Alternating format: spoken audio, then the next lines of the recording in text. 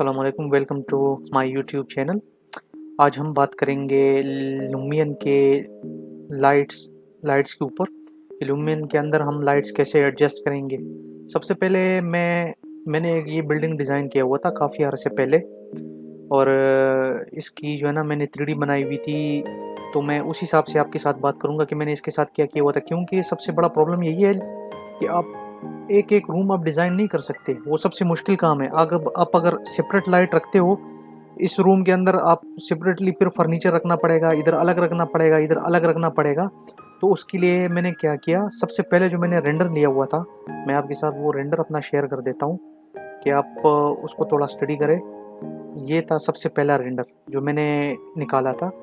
उसके अंदर आप देख सकते हो ये पूरा का पूरा डार्क है। फिर मैंने ये दूसरा रेंडर निकाला था, नीचे जो है ना पिक्चर्स वगैरह ऐड करके, और उसकी जो है ना सन जो है ना डायरेक्शन वो पूरा चेंज करके।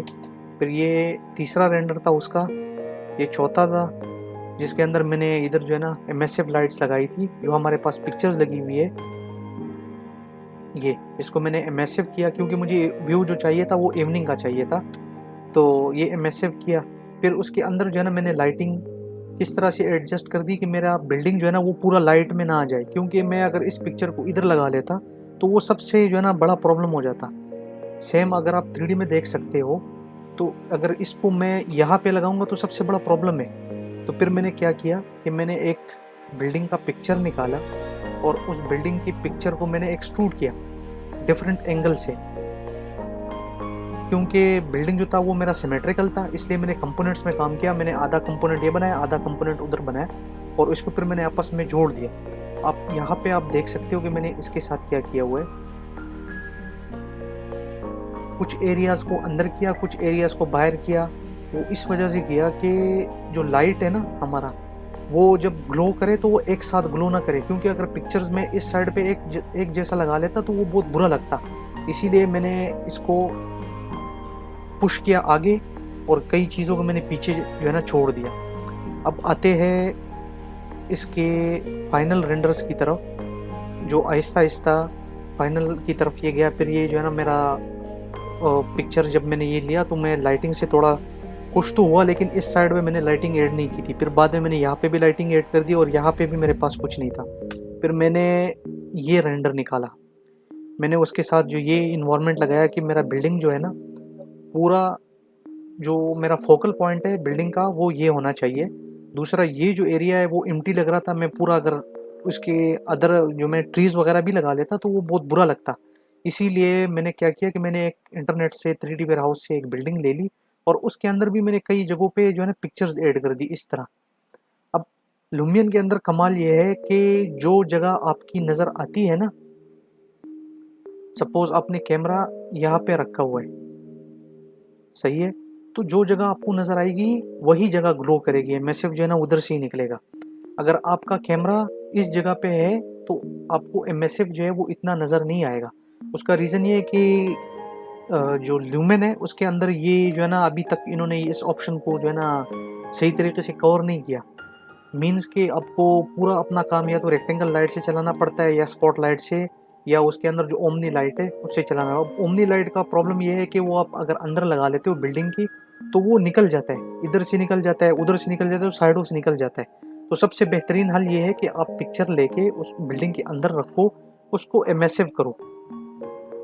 जब आप उसको एमएसएफ करोगे तो उसका फ़ायदा ये होगा कि आपका जो कैमरा है, जब आप उसको एडजस्ट करोगे कैमरे को, तो आपको नज़र आएगा कि आपका ये एरिया कई जगह पे जो है ना आपको लाइट ज़्यादा नज़र आएगी, किसी जगह पे कम नज़र आएगा, किसी जगह पे ज़्यादा नज़र आएगा। मटेरियल एडिटिंग फिर आपको उस हिसाब से करना है। अब मैंने इस जगह पे ट्रीज़ भी ज़्यादा नहीं डाले, मतलब ये कि मेरे पास ये ग्रीन बेल्ट है लेकिन उसके अंदर मैंने ट्रीज़ ज़्यादा नहीं डाले, और जो ट्रीज़ मैंने डाले हैं वो बहुत हल्के डाले। मैं अपनी बिल्डिंग को जो है ना हाइड नहीं करना चाहता था, क्योंकि मेरे पास ये भी ग्रीन बेल्ट है, वो भी ग्रीन बेल्ट है, तो मैंने बहुत कम लाइट्स डाले इस जगह पे।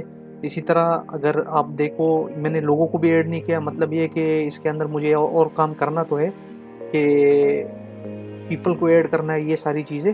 फिर अब अगर मैं रेंडर में आ जाता हूँ तो इसके इफ़ेक्ट्स को आप अगर देखो, पहले से तो मैंने ब्लूम अप्लाई किया हुआ इसके ऊपर। फिर ग्लोबल इल्यूमिनेशन, सबसे ज़रूरी चीज़ ग्लोबल इल्यूमिनेशन का है। उसका रीज़न ये है कि ये आपकी बिल्डिंग की रिफ्लेक्शन को ना ट्रेस करता है। अगर आप हमेशा ग्लोबल इल्यूमिनेशन जो है ना, इसका जो ऑप्शन होता है वो हमेशा आपके कैमरे के नज़दीक होना चाहिए। जिधर आप कैमरा ऐड करोगे, अगर मैं इसको मूव करता हूँ ना इधर से यहाँ तक, तो आप देख सकते हो कि वो रिफ्लेक्शन जो है ना वो उसी हिसाब से दूर जा रही है। तो ये हमेशा कैमरे के नज़दीक ही होना चाहिए ग्लोबल इल्यूमिनेशन आपका।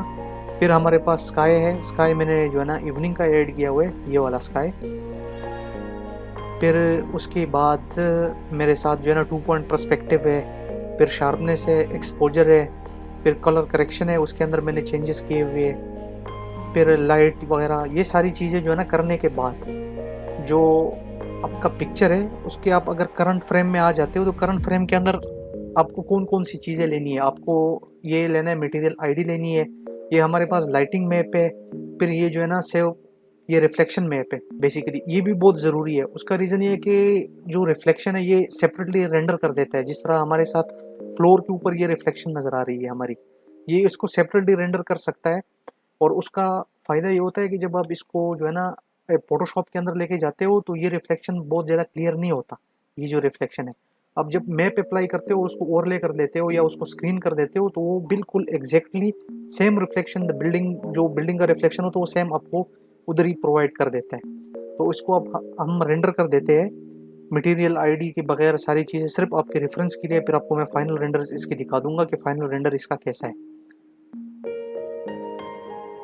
तो ये स्टार्ट हो गया, इसकी रेंडरिंग स्टार्ट हो गई। आप इसकी रेंडरिंग देख सकते हो। सबसे ज़बरदस्त काम जो है ना वो है आपका फोटोशॉप स्किल्स। आपके फोटोशॉप स्किल्स जो है ना वो सबसे बेहतरीन होने चाहिए, क्योंकि अगर 70% आपकी 3D जो है ना वो अगर आप रेंडरिंग कर देते हो, तो 30% मिनिमम आपको फोटोशॉप आना चाहिए कि आप फोटोशॉप पे उसकी जो ब्राइटनेस है, उसका लेवल है, उसका कलर करेक्शन है, सिचुएशन है, ये सारी चीज़ें आपको एक टाइम पे फोटोशॉप के अंदर आप एडजस्ट कर सकते हो, जिससे आपका पिक्चर और लाइट भी हो जाएगा और ब्राइट भी हो जाएगा। सही है। तो ये हमारा पिक्चर है जो रेंडर हुआ। अब इसकी मैं आपको फाइनल पिक्चर्स दिखा देता हूँ जो मैंने रेंडर किए हुए थे। सबसे पहला जो व्यू था वो ये था। ये आप फोटोशॉप पे सारा कुछ होने के बाद जो है ना वो इस तरह आ जाता है। अगर आप इसकी पिक्चर्स देख लेते हैं जो मैंने रेंडर किए हुए थे,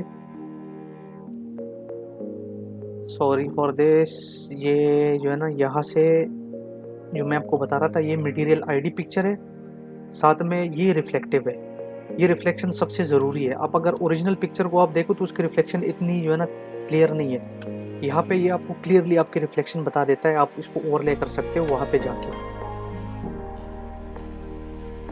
ये अब आते हैं फाइनल रेंडर की तरफ। जो आपका फाइनल रेंडर है वो फिर ये निकलता है।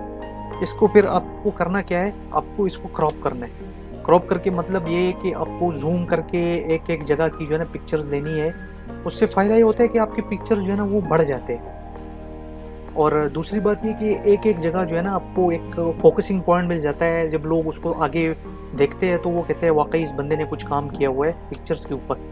तो ये हमारा फ्रंट व्यू है। फिर इसको मैंने जो है ना फोटोशॉप के अंदर इसको डिवाइड किया हुआ है। आपको मैं ये भी बताऊंगा कि हम इस पिक्चर को कैसे एडिट करेंगे, क्योंकि मोस्टली क्लाइंट्स के लिए जब आप इस तरह की पिक्चर प्रोवाइड करते हो तो क्लाइंट बड़ा खुश हो जाते हैं। उसका रीज़न ये कि हर एक एरिया बड़ा विजिबल हो जाता है उसके लिए। तो ये था हमारी आज की वीडियो, और आगे मैं आपको बताऊंगा बहुत सारी चीज़ें, मैं आपको और भी क्लियर करूंगा ल्यूमिन के हिसाब से। वीरे के ऊपर मुझे भी अभी काम करना है, बहुत सारी वीडियोज़ उसके ऊपर भी बनानी है।